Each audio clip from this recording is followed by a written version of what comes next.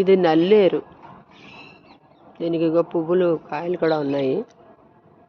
దీని కాడలు కోసి పచ్చడి చేసుకుంటారు.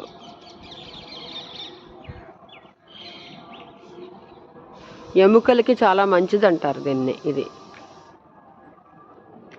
ఎముకలు, విరిగిన ఎముకలు అతుక్కునే స్ట్రాంగ్నెస్కి.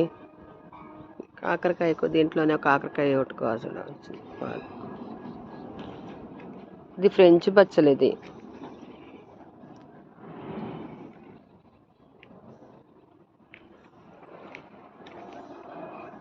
ఇది మామూలు బచ్చలు. ఇది సిలోన్, అది సిలోన్ బచ్చలు అంటారు, ఫ్రెంచ్ బచ్చలు అంటారు. ఇది తీగ బచ్చలి.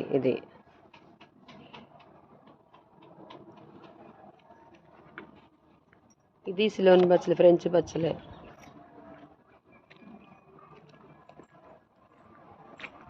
ఇదిగో ఇంకా ఇక్కడ ఎక్కువ ఉంది బచ్చలే.